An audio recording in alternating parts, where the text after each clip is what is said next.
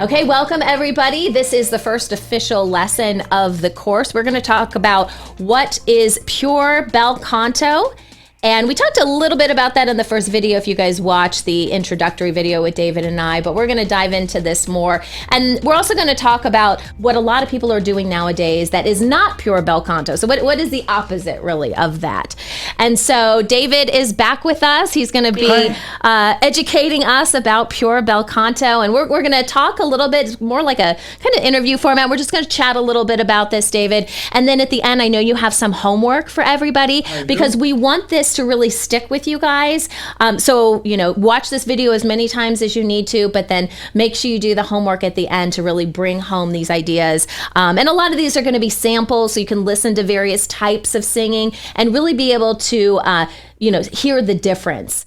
And so that's going to be really important in this. So, David, let's talk first of all about Belle Canto. We mentioned that in the first video, but what is Belle Canto? Well, Belle Canto, in its most simplest form, Sonny, is freely produced sound.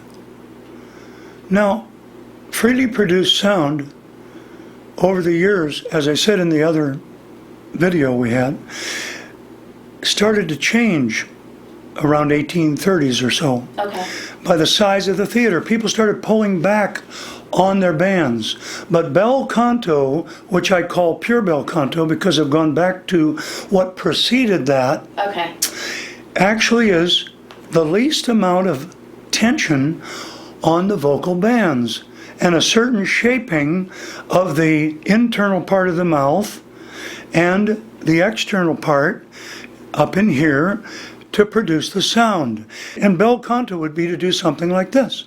You put an H at the beginning of a vowel, let's say who, like an owl goes, who, who, who.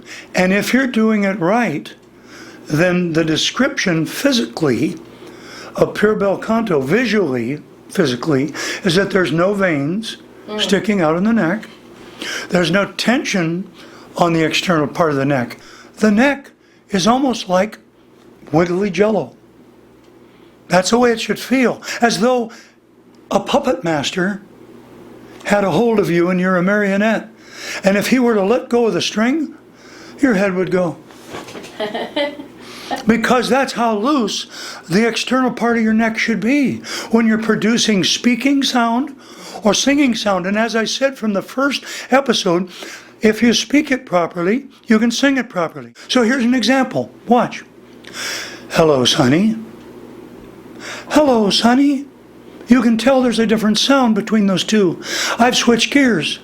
Now, the next gear is broken in my voice due to what I did, but you'll hear it. Hello, Sonny. Now I'm going to go above it. Hello, Sonny. Kind of like... It sounds a little bit like Mickey Mouse. Yeah. And then, if I hadn't broken it, there's two more gears. I can get one of them pretty clear. That's amazing. So how many octaves is that? What are we talking about here? A voice, some voices actually can sing over 4 octaves. If they're singing pure Belle Canto. If they're singing pure Belle Canto and predecessing, their bands have not been damaged before they start learning the process. I had screamers scarring as a boy. I was the loudest kid on the block. So, did I have a perfect set of bands? No. And if you're a football coach or a basketball coach, you can plan that you're going to have some success with this, but don't plan on having a perfect, clear-sounding voice, because most likely there is some scarring on your band. All right, so someone that has, let's just take singers, for example. If you've been singing incorrectly for an extended period of time, that's obviously going to wear on your chords. Yes. Right? So they may not get, they're going to get the benefit, but maybe not as much as someone who started younger that didn't have that. Yes, that's a possibility. And normally what I'll do when I hear the voice, and that's why I want to have a link that they can contact me and they can send me examples, so I can help them. But normally what you listen for in a voice that's been used a lot is as you go up in the range, if there's a scratchiness to it or kind of a graveliness to it as they sing, and that's their singing voice, then very possibly they have damage. Now, is is that correctable? Yes, by surgery. And depending on the kind of damage it is, it's a very simple surgery. Like I said, laser microscopic laryngoscopy. And that was in 1974. It's come a long way since 1974.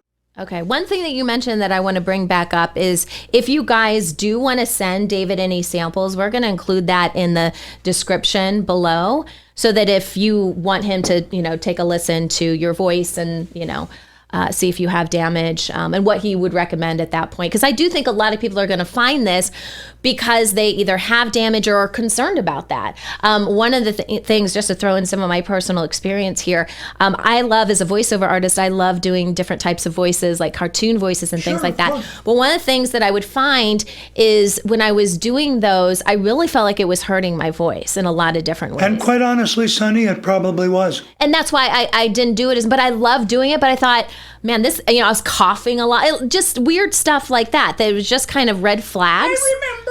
Right? But I love doing that kind of stuff.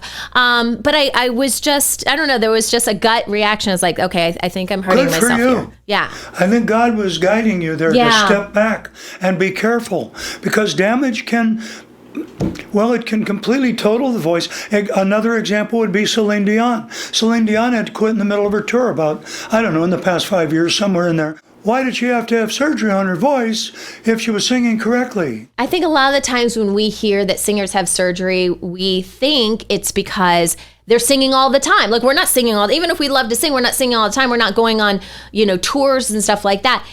And this stuff isn't brought out in the public. Like, talking to you was the first time that I had heard that we were singing incorrectly, and even singers were being taught to sing incorrectly. Yes, and they call it correct. Right. Now, one of the singers' coaches that I do not criticize because everyone tries to do what's best. I think people try to do what's best for performance. Yeah. Seth Riggs wrote a book on it. Seth Riggs trained Michael Jackson, who began to lose his voice at about 50-something. Okay. And also Bette Midler trained her as well. Now, I don't know else, but he talked about speech level, which is correct. You do sing speech level. There are 3 checks for freedom. If you are singing freely, swivel your neck one-dimensionally, left to right, and the tone should not alter. You should be able to wiggle your jaw side to side, and the tone does not alter. Now, the sound will alter, but not the quality of sound when you do the third one, which is the tongue is slightly elongated, and it wiggles in the mouth, outside of the mouth, rather. Now, some people sing very well in terms of bel canto, and you and I talked about ventriloquists, and you don't see their mouths move at all. They look like this, and yet you hear all these high tones. So are those people using bel canto even if they don't realize it? They're using much of it. There is a pure bel canto, and then there is any time that you are singing and you hear a rattle or a scratchiness in your voice, that means either you are using excessive compression or that particular area of your voice is damaged or you are ill. All right, so let's talk about forced production, and that's what we hear nowadays when we turn on the radio. Almost everything is forced. Our ears have been trained to think that that's good. Is that a fair statement? That's correct.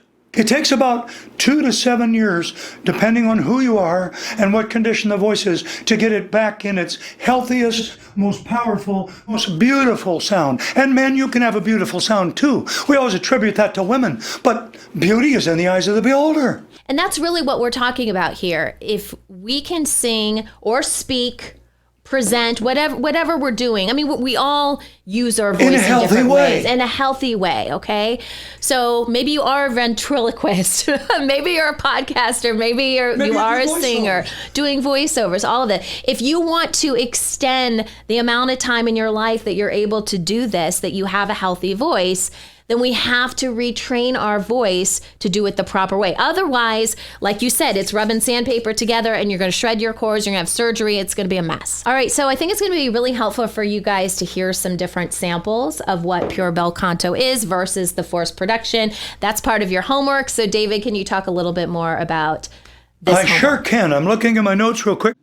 I want you to listen to Gordon MacRae sing "Oh What a Beautiful Morning" or Michael Buble sing "I'll Never Smile Again" and ask for his first release.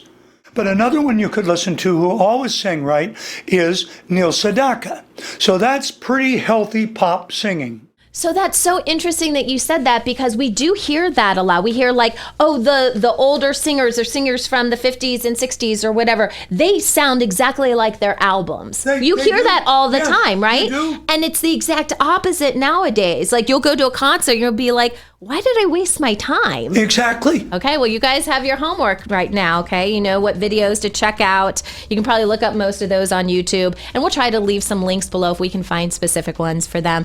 But in our next video, we're going to talk a little bit more about the differences between the two. We're also going to talk about good vocal tone and the qualities of that. So we'll see you in the next video.